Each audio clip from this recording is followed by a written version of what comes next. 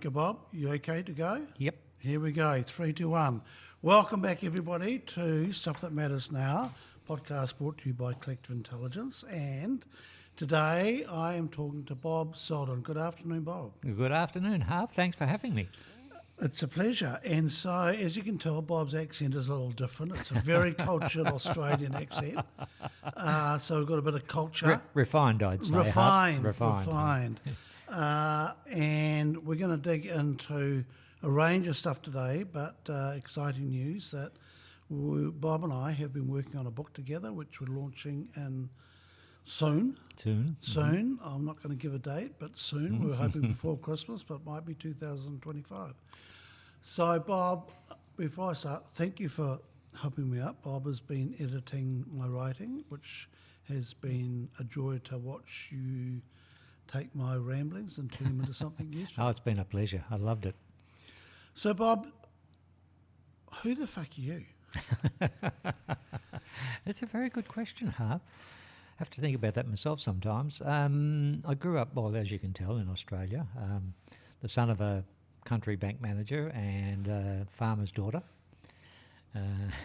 And we moved around a lot because back in the days when every town in Australia and New Zealand had at least one bank branch, I lived in one town where we had six banks. Right. So we moved every 2 or 3 years. So Yep. I went to 7 different schools. And when I left school, didn't know what I wanted to do. So Dad said, "Oh, join the bank, son." Or Bobby, he used to call me, Bobby. Join the bank, Bobby, which I did. And I was there for 17 years. Actually worked in every aspect of banking and became an expert in foreign exchange, funnily enough. Okay. Yeah, and then they said, we want to train other people in that. So I said, I'll have a go at that. So I got into training and found out what I really loved in life, and that's helping people become the best they can be. And so I changed careers. I was halfway through a 4-year management course at evening college. I finished that and went and did a psych degree over 5 years at evening university and changed careers. So from banking to a psych degree to become, what would you call yourself now? That's a good question. A very mixed bag. Yeah. I'm an author. We'll talk more about that shortly. But currently, I'm the senior consultant for a business called Family Business Central in New Zealand, and we help family businesses manage the relationship side of the business. So we help the family build their relationships, their capital, so they can build the business capital. That's where we first met. That's right. That's where we first met. Yep.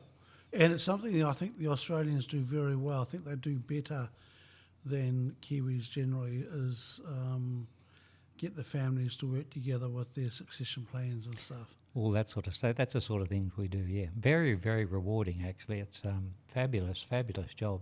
Because you get invited into people's family, not just their business. Yep.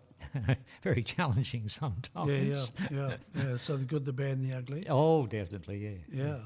And what brought you to New Zealand? My wife, I follow her everywhere she goes, of course. She got offered, Anita is from Central Otago, from Alexandra, so there's some good there.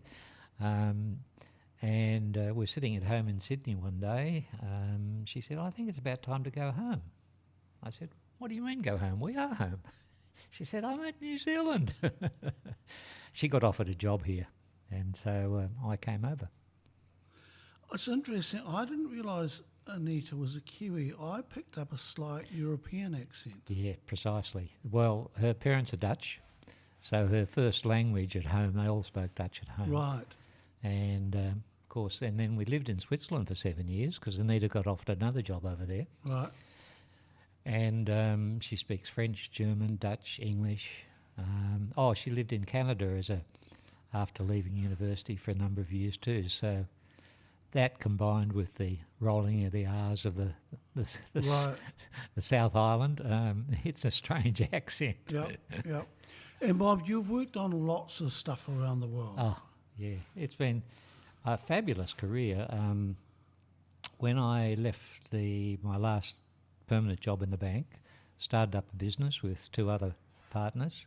And we had some fabulous jobs. So I've worked in Africa, North America, Asia, Europe, UK, Australia, New Zealand, in large and small business. Everything from mining to airlines. What are you good at? I think relating to people and finding out where they're coming from. Learnt a lot. I've had some fabulous mentors, absolutely fabulous, who taught me the art of listening and asking the right questions. And I think if you ask the right questions, you're going to get some good stuff out. Yep. Yeah, you've got to listen before that. You Yes. do that. It's a funny old thing. Yeah. And so coming from Sydney to, we're in Manawatu here where you live. Yep. And we're up the Pohongina Valley looking out towards the ranges here. The Ruahenis, yes. Yeah. And was that hard for you to settle down after? No, not at all. I had to get used to all the Kiwis, but other than that, no. No. But from the city, because you would have been predominantly cities. Well, yes, but I grew up in the country, remember? Right. And up until the age of 18, I used to spend every school holidays on the farm. Right. I probably would have liked to have been a farmer. But in hindsight, that probably wouldn't have worked out Right. for me, yeah. Right. No, so I loved the land, and this was a great opportunity. Yep. And Anita works down in Wellington. She does, yes. She works for Merck Sharp and Dane. She's a scientist. Right. What sort of scientist? And she does, at the moment, she's worked across a number of pharmaceutical companies, but this one's animal health. Right. So they do all the vaccines. Right. So, Bob, you've written 4 books. 4 books, yeah. Tell us about that. Well, interesting, because we're living in Switzerland at the time, and I just digress a little bit. I was able to pick up a fabulous job at the International Institute for Management Development in Lausanne, where they have 2-week residential leadership courses, 1 professor and 7 coaches. Right. And 6 coaches, and each coach had 7 people for 2 weeks, day and night. So you had a session with the prof in the morning, and then you'd have the team for the rest of the day and the evening, including 3 days in the Swiss Alps for outdoor activities. Yep. And I used to read a lot, and I was a reviewer for a few people. I'll come back to that. But I thought there's a lot of crap out there about leadership and management. And I thought, I can do as well as that. I can do better. And so I got stuck into it and just wrote chapter by chapter. I had a very good mentor in Australia, Dennis Pratt. He started out as a Sparky, electrical engineer, finished up as the head of apprenticeship school at Qantas when they used to have their own apprentices. Wow. Yep. And he tells the story about he couldn't get the little bastards to do what he wanted them to do, so he took himself off to uni and got a psych degree. So Dennis and I, he was used to be my boss, and then we worked together. And so I used to send him a chapter off every week, and he'd send it back to me. And it worked out really well. And Bob, so I'm just thinking, sending a chapter back then would have been typed? Yeah. No, it was. This was in 2010. Okay. Yeah, 2009. Okay. All right. So we had emails. Oh yeah, we had email. Yep. And so, how did it go? It went well. It was called What to Do When You Become the Boss. It was for new managers, and one of the things about looking at the readership of a book, you need to actually have that reader in mind. Yep. And I thought to myself, who needs this most? And I thought it's going to be probably female, probably someone about the age of 26, 27, 28, moving into their first managerial role and having to work with men. And so they needed something that would give them that background and that, not the experience, but the wherewithal to get on in that sort of a world. Right. And it's interesting, I wrote one chapter which is called How to Manage Your Boss. And you won't find that in too many management books. So I used to go around Australia giving sessions on how to manage your boss, and that's how I marketed the book. Right. Because people would turn up for that. Right. And it's still a thing now. Yeah, if you say, look, oh, how to come manage your employees. Oh, yeah, we've heard all that. Yeah. But how to manage your boss, that's a different thing. Yeah. Yeah. And how did that book go? Well, it's interesting because I self-published with a firm in the US, and I thought, I'll set a target of about 750 copies. And I don't know why I picked on 750, but I did a hell of a lot of marketing. And then there was a bookstore in Brisbane who really loved the book, and when a rep came in from the big Hachette publishers, the guy said, "Oh, this is a really good book. It's walking off the shelves." So they got in touch with me and picked it up. So it's now up to 75,000 copies in 4 languages. Right. Wow. Wow. Wow. Yeah, so That must be incredibly satisfying. tremendously satisfying when you get feedback from people who write to you and say, "Look, this really worked for me. Thank you." Yeah. Small businesses in country towns saying, "Look, we've only got 3 employees, Yep. but what we read there and what we did just turned us around." Yep. Through to people who are, CEOs. Yep. There was one prof in Canada of one of the business schools there who said it's one of the best books on managing people he's ever read. So that was the thing that really turned me on. Yep. Bob, it's a funny thing. It's a bit like with this podcast. Like you see the numbers of people and where they've listened to, and they're all around the world, and that's pretty cool because digital, it's easy to do. But I get more of a thrill when somebody says, "I really enjoyed that conversation you had with so-and-so," and single it out and go, "Oh my God, people actually listen to this stuff." Yeah. It's a very, very cool feeling. Yeah. And often it'll be stuff that's been recorded years before as well, Yep. which is very cool. Yeah. Yeah. So you were still doing coaching and so forth through that stage? Yeah. I was working with, with the Swiss job. I'd only do three programs a year. I mean that the money they paid you for that was enough for a yearly salary. Yep. You can imagine what it would cost a participant to go to Lausanne for 2 weeks, full residential. Yep.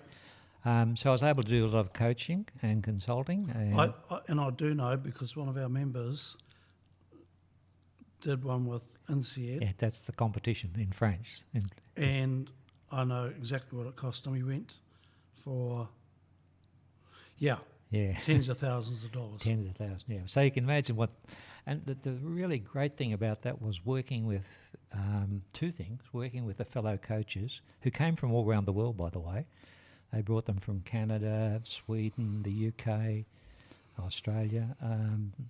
Didn't come across any Kiwis, but they could have. And the other thing was that the people in the teams were the best of the best.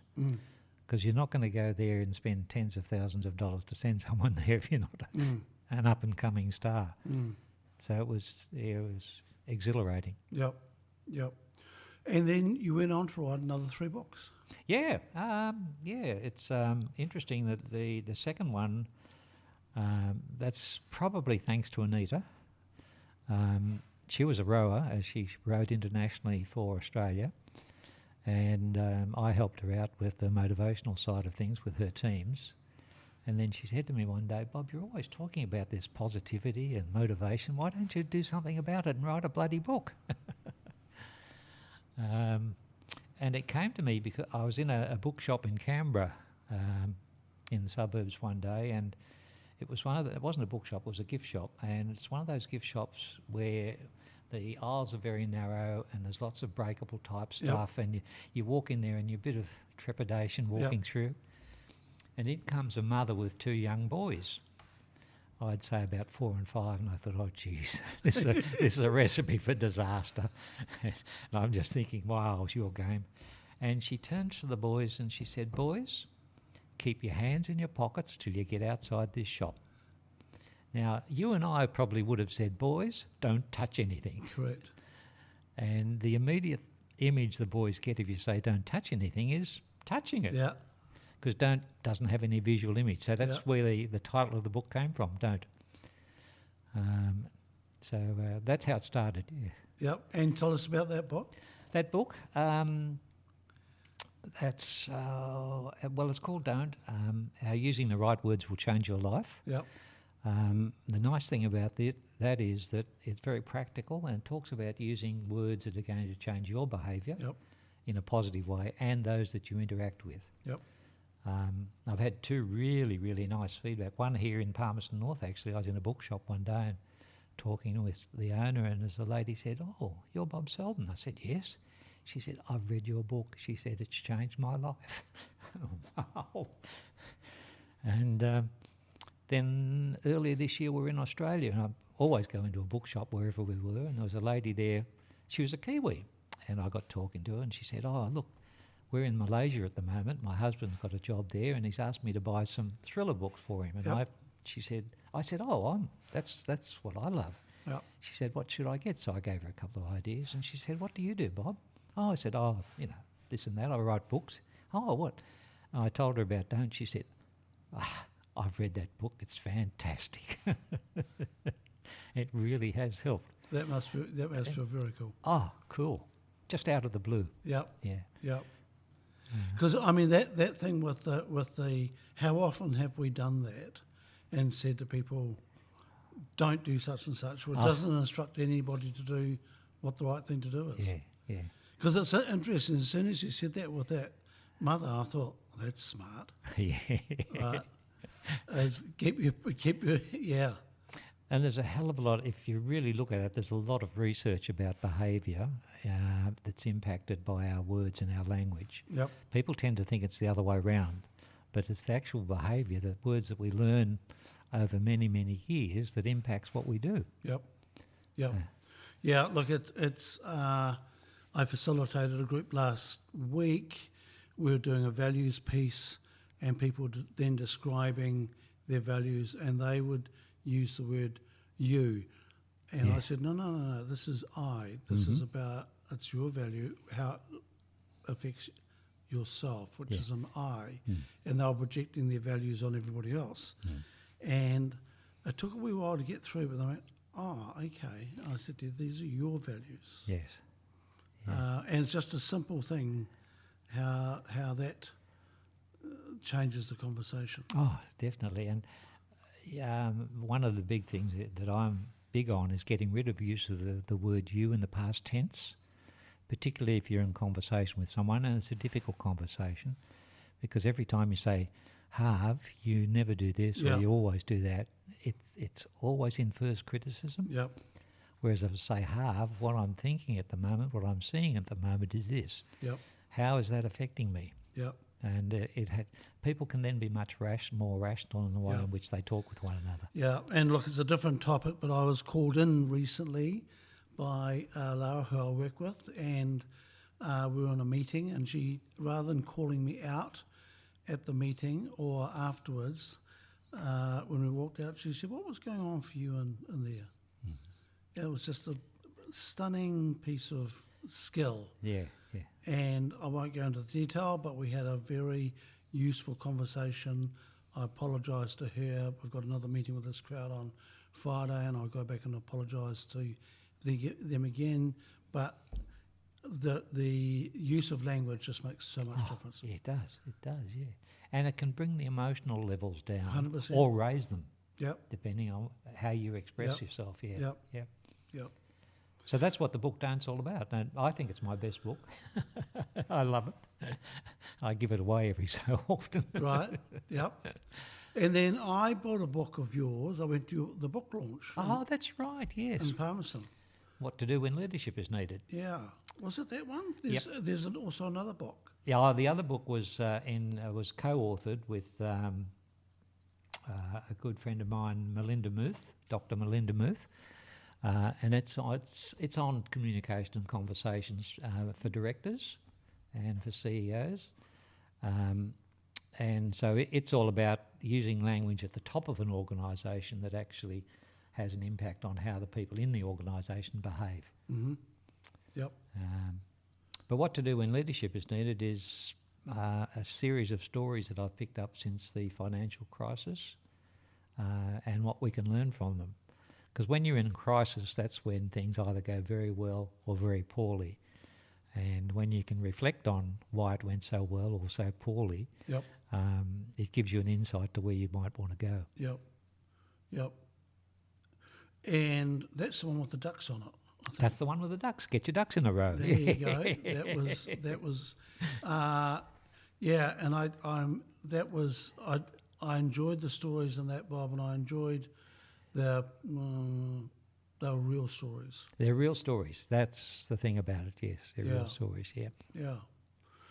So then, a few years ago, I think maybe 2 years ago, I mentioned to you that I might like to write a book sometime.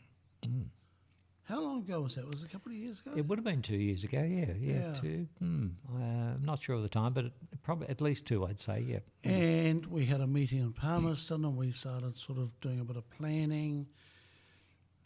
I don't know why. I sort of got started and then I sort of didn't. And then I just dropped the ball Yeah. and nothing happened. I thought you'd gone off the radar. Yeah. And it was just like, and I think I just got sidetracked with business and other stuff. And then this year I reached out again and said, would you still be interested in helping me? And tell me, and so just for some context, I've started writing this book back in June this year, I think it was. Yep. And for the listeners, and we've finished the manuscript now. And Yep. we've just playing around with a few things. We've got the cover sorted out. Oh, the cover looks great. Yes. And so the launch is in the next few months. Mm-hmm. What's been the biggest surprise, Bob, with this, you and I working together since we started? Can I talk about the profanity scale? Yeah, you can. You can talk about anything you want. No, it wasn't a great surprise. Haven't got to know you a little bit. I'm learning a lot of new words, actually. That's saying something for an Australian. I wouldn't call it a surprise. One of the things that has really impressed me is your storytelling. And you and I both know that stories tell and stories sell. Every conversation we have with someone, whether it's at dinner or in the pub or just in the street, often starts with a story. And then that leads into other things. You never start off with giving a PowerPoint presentation. Yeah. So every decision we make in life is based on how we feel, not on the facts and logic. It's how we feel about the facts and logic. And finding out that feeling is done through stories. Yep.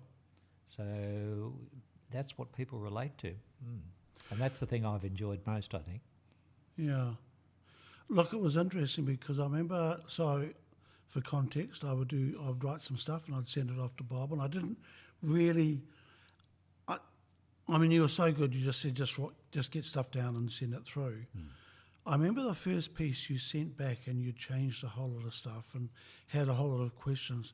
Fucked me off. And I'm just like, oh, I don't think this is going to go well. And and then you got me to read that book. Yeah. What was the name of the book? Lead with a Story by Paul Smith. Yep. Yeah, fantastic. And I read that from cover to cover, and it's an incredible book for anybody to read, I think, that because, things like context and so forth. So even on this podcast, I'm getting better now at giving context. I was a bugger at not giving context and just start telling a story and people go, what are we talking about? What was that about? Where'd that come from? And I go, well, I've done it through my head, but I didn't actually get it out. So that was kind of interesting, Bob, going for me initially, just going, I've got to actually get into a bit of a system, bit of a system and understand the different parts of it. I also started watching films differently. Yeah. And going, okay, I can see what they're doing here, and they're doing this, and now they're doing that before they can do that. So I was starting to see the patterns of storytelling. Yeah. So anyone listening, if you really want to get a message across, then think about a story that relates to that message and tell that story. It should be a true one, but sometimes you can make them up, so long as you actually are honest about making it up. Yep. But if I agree. Read Paul's book, Lead with a Story. Yep. He's the, I'm not sure if he still is, but he used to be he had the title in Procter and Gamble of chief storyteller. Yeah. And that's how they passed. And look, if you think about it, over the centuries, that's how we've passed on information. But long before people could read or write, it was passed on through stories. Yep. And that's what your book's doing, actually. Yeah. It's telling your story of your life, but also how you got to collective intelligence. Yeah. Yeah. Look, it's given me a great deal of, I think, calm for me, Bob, to get it out. And my wife, Kate, numerous times will go, you've got to get this stuff down on paper. Yeah. And then the other piece of advice from Rich Alderton and a few others said, don't try and get it. You don't have to get it all down on one book. No. You can write more than one book. I remember when I mentioned that to you, though, you came back and said, well, let's make sure we make the best effort with this book first. Yeah. What? So that's a surprise. What's been the most enjoyable thing with this process for you? Well, it also has to do with surprise. I mean, I won't give too much away, but there's one story in there that I really loved. It was about a lady who was very reticent about coming along to one of your team meetings. She was a regular member of a collective intelligence team, and she had something that she was concerned about whether she should be open about it to the team. And it was quite profound, actually. It was transgender, so she was transgender, and the team didn't know that. And the story between you and her, of the dialogue between you, and that's the other thing I really like in the book. We've done a fair bit of dialogue, which is great. I was cacking myself laughing. And I thought, and it's unusual when you actually laugh out loud when you're reading something. And the tears are on, and I thought, time to go and get a coffee. So I went and got my coffee, I came back, and the next bloody paragraph, she dies. And I thought, here I am. And I've got tears rolling down my face now because she's dead. So I've gone from funny, humorous to complete sadness in the space of a few paragraphs. Yeah. So those listening, when you get this book, you'll thoroughly enjoy it. There's a lot more of the humour in there, and a few sad stories as well, but there's a point to them all, and that's the really nice thing about it. The big thing I find is that just to give the listeners an idea of how I edit the book, when you send me a chapter, I go through and do a quick read first, get a feel for it, and where you're going with it, and is it making sense in terms of the process and flow, and then I'll go back and start to re-edit it. So you listening to that story is so important. I don't know where I was going with that, but that was the key to me. Is the really nice thing was to get into your head through that story. Yep. The big surprise for me, Bob, was I'd forgotten stuff about my own journey, and so there was a piece there that about working with a guy who was a huge influence well before collective intelligence, and I'd forgotten about that. Yeah. Well, it's interesting you mention that, because that's where I was going with the last bit of conversation. I'd forgotten. In reading your stuff, it got me to think about the things that have influenced me most, and I thought back to some of the key influences in my life. Yeah. I mentioned Dennis before, Dennis Pratt, the ex-Sparky, and he and I worked on some really, really big consultancy jobs. And I remember my other business partner was Judy, and we're in Canberra on a big government job, and we had the minister there and all his entourage, and we're going through the sort of things that we're doing with this project. And Dennis is one of the most honest guys you'll ever meet, probably too honest. He says exactly. And he says to the whole group, he says, "Oh, I think I've said something that Judy's disagreed with. And now she's kicking me under the table." Yeah, yeah, yeah, And that really had a big impact. Not that particular thing, but working with Dennis had a huge impact on me. Yep. And his ability to, because of his electrical background, his ability to structure things and Yep. see a process from end to end, yeah, that's had an impact too. yeah. Yeah, it's and the book is different to what I was expecting, Bob. I don't know what I was expecting, but Okay. this is more.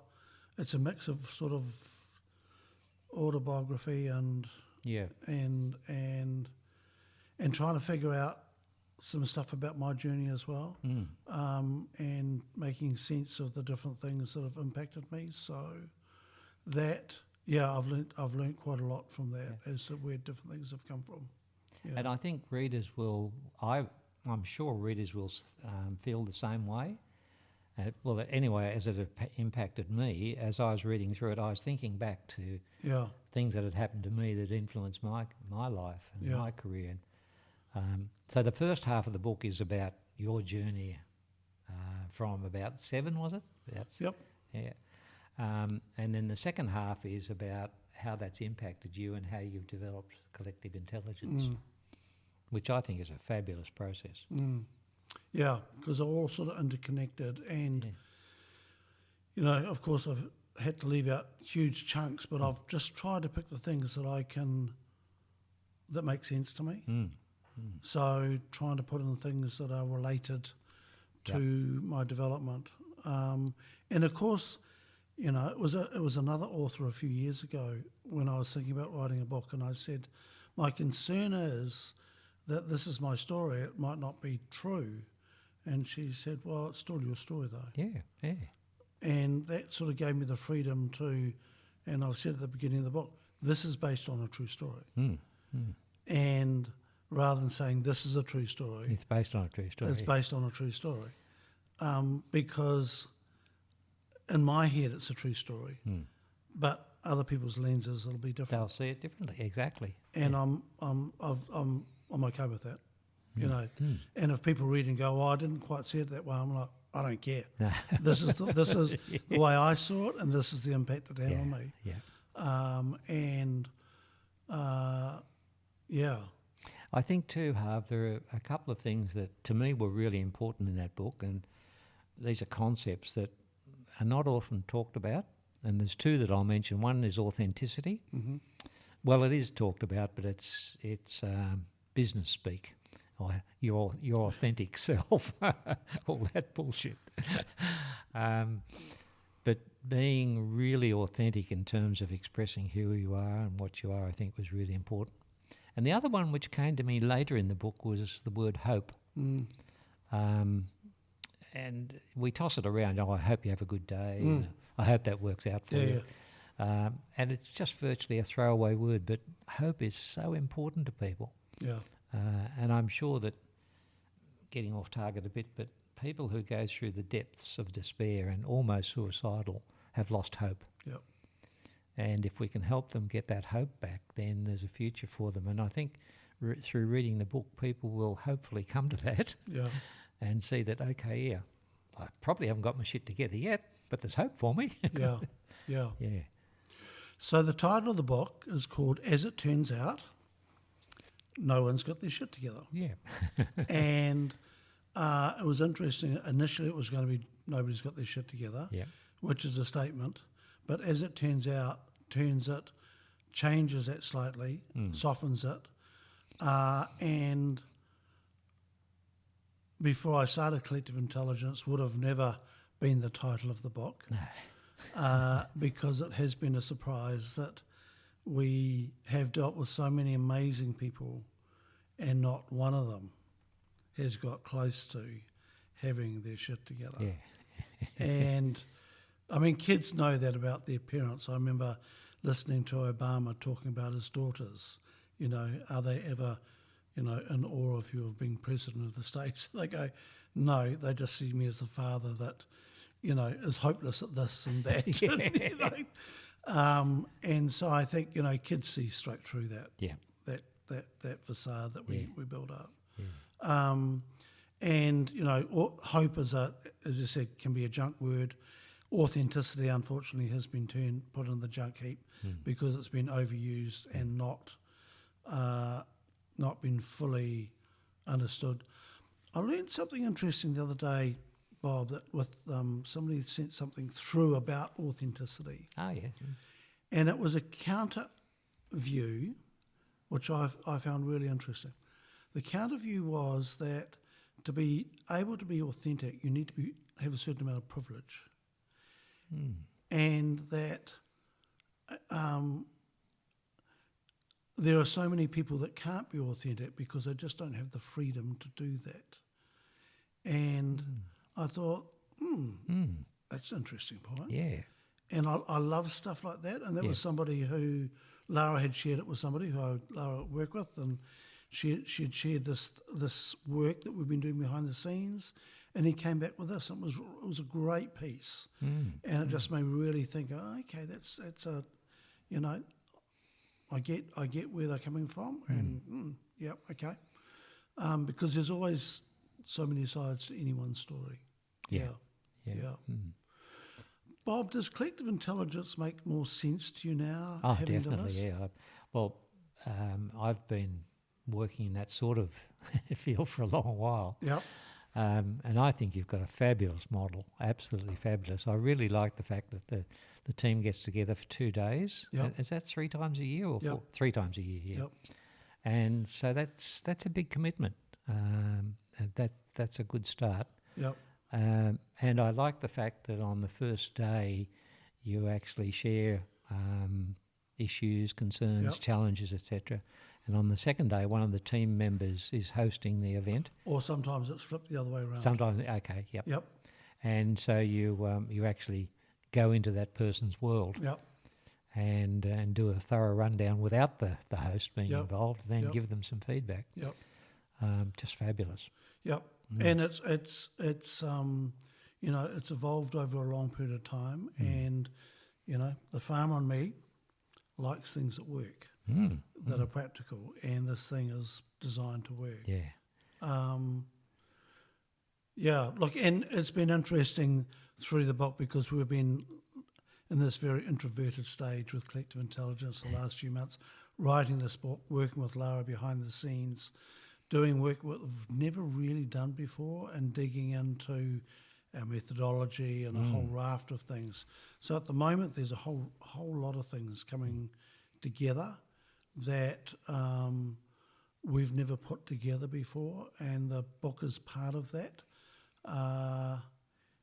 Obviously not by chance. I think it's just the phase one of pulling all these threads together. The piece I've learnt recently, and it was viewing a member in a team who was struggling to be in conversation with a team without dominating it. Ah, yes, yeah. And I was thinking, what is it he can't do? And I came up with this idea that a collective intelligence team is a bit like a band. Mm-hmm. And in a band that's operating well, so they need to be competent, and they need to be able to make music together. And so then I went and talked to some musicians, and they started talking about riffing and how riffing is so important in a band, of being able to pass the music around and to observe and listen and work with each other. And that's something I've never thought of before. And that's what this person couldn't do, was he wasn't able to make music with the other people, because when he came in, it was just like a whole lot of drums beating and distracting from the flow. And so it's something I want to explore more. In the next book. And the next book. In the next book. But I think I've put a piece in there, I think, in this book. Yeah. But that's something that's new. So, the thing I love, there's stuff in the book that's 60 years old, and there's stuff in the book that is months old. And they're all, all learning parts. The thing that you got me to do early on was to focus on who is this book for. Mm. Mm. Now it's done. Who do you think the book is for? Yeah, I think you've hit the nail on the head. It's for younger people, not perhaps starting fresh in their career, but with a little bit behind them, and wondering where they're going to and what's happening and why. Hard to put an age on it, but they would be younger people, mid to late 20s, perhaps, something like that. Everyone's young by my comparison. Yep. Yeah, so that's that. And you talk about leadership and it's not being your forte. I think it's people, well, I define leadership as people who will follow you, and whether that's through an authentic role or an authority role, or whether it's, well, for example, there's a classic case I use of the young guy who's just joined an organisation. He goes off to safety training, and sure enough, next week there's a fire in the building. He follows everything and gets everyone out safe. Yep. He's suddenly the leader. Yep. He has no control or power over them, Yep. but he's got that knowledge that is useful in that emergency. Yep. And that's the sort of thing that's how I define Yep. leadership. Yep. Um, Yeah, and it was, this is, I talk about in the book, was that whenever I was at school or different places, I was put in these leadership roles, and it was just such an uncomfortable space for me because my family came apart in my, very early teens. My sisters had left home, and I'm left with ageing parents who were really struggling with life. And often it was up to me to try and get things done and to keep the wheels turning. And it was very heavy. And so subconsciously I would think, well, if I'm leading, I know we're in trouble. And so I had that was always that discomfort. And so would try my utmost not to be the person in any leadership role. And the thing is that there's so much of leadership that hasn't worked. I'm softening with my view, Bob, because it's all about the interpretation. yes, it is. But I push back very strongly on the whole thing because I also believe that, teams are so effective and rather than the old power and control method. Yeah. Right? So, I'm getting over myself in time. Well, one of the things that, I often talk about leadership, and it gets bandied around, I think, in the wrong context and with the wrong meaning. But one of the important things about people who are considered leaders is that they help people understand the environment. They help them understand the challenges, the problems, the issue, what's happening at the moment. They help them actually form a direction or where they want to go. If it's a team, then they help them be part of that team. Yep. And the most important thing is they give them power. They give them power. They provide the wherewithal for them to make decisions about their future. And they do that in a way that it's not overt, it just seems to happen. And so if you were to ask someone in an organisation, well, who are the good leaders here? You can bet your bottom dollar that those people that they pick out will be doing those sorts of things. Yep. And they're not often very flashy. No. And they're not always in high managerial roles either. No. That's very, very true. Yeah. Very true. And I've spotted that with this work we're doing with the company in South Auckland. And the most influential person in that business is a very, very quiet Samoan. Yeah. Well, there was a job that we went for in Australia many years back when they had the Royal Commission in New South Wales, and so they were we were pitching for the job of actually changing the culture within the organisation. And our big pitch was to say we want to find out the champions, and we specifically call them champions because they would relate to that word, the champions in the police force, and we'll turn them into the people that will be listened to, the influencers, in a way that will change the culture. They didn't like it. We didn't get the job, which I think is a real shame because the police really, really needed it at that, because we did a lot of interviewing to be able to put in a good proposal. But anyway, that's the way it goes. Yeah, I think that's, a little light's just gone on for me there, Bob. There you go. It's I think that's spot on, because I've talked about this work we're doing with this company in South Auckland, and talking about, to get what we want, we need to shine the light on the stuff that's working. Yeah. And give that the oxygen, give that the light, and talk about that. Well, our big push with that particular job would have been to train those champions to help their colleagues through the process. They probably do it, automatically, but to give them some skills, some tools. And I thought that would have been a fabulous way to look at moving them from that. Well, people may remember the Royal Commission. There was so much bribery and corruption at the time. It was big news over here. Yeah. Yeah, it was big news here. Yep. So that's one of the jobs I didn't do, which I would have loved to have done. Yep. But then we might not have been talking now, Bob. That's true. Because your life is better off because you didn't get that job. Yeah. Otherwise, you wouldn't be talking to me. So, Bob, we are near the end of this process with writing the book, and I cannot thank you enough. I did toss my toys halfway through the process. Oh, really? And I thought, nobody's going to read this shit. And I sent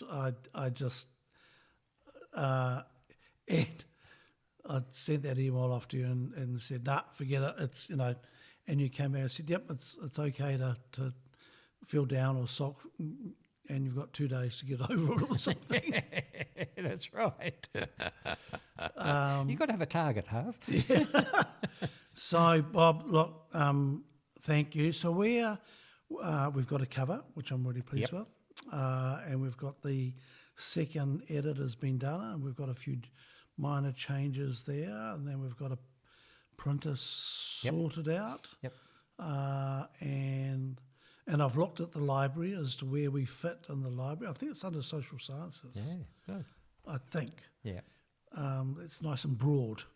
I was looking through yesterday, and I thought I think we could sneak in there in the library, as long as there's not, if they don't have a benchmark with profanities in it. But we've toned those down a little bit. Yep.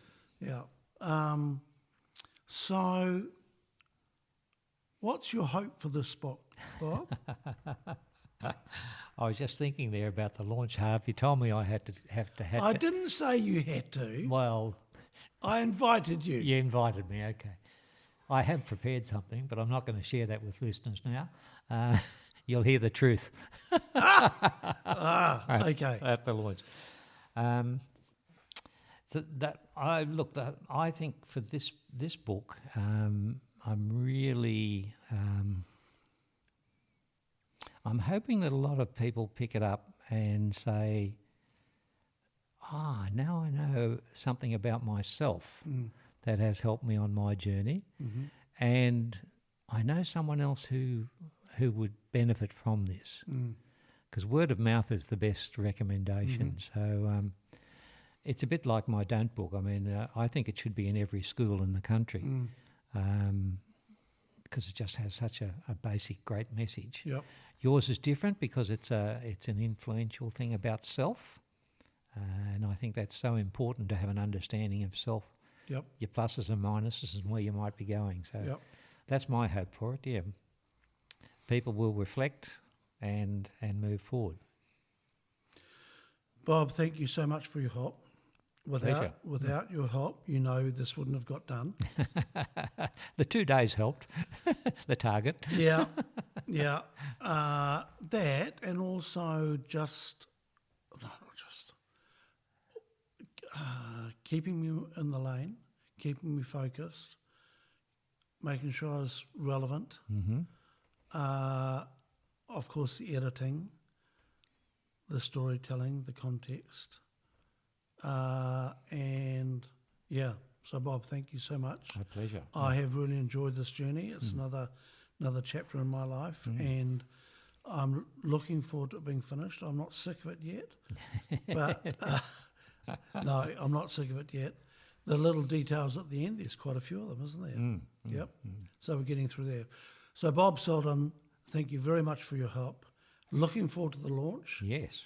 And actually getting into a physical copy. Yeah, definitely.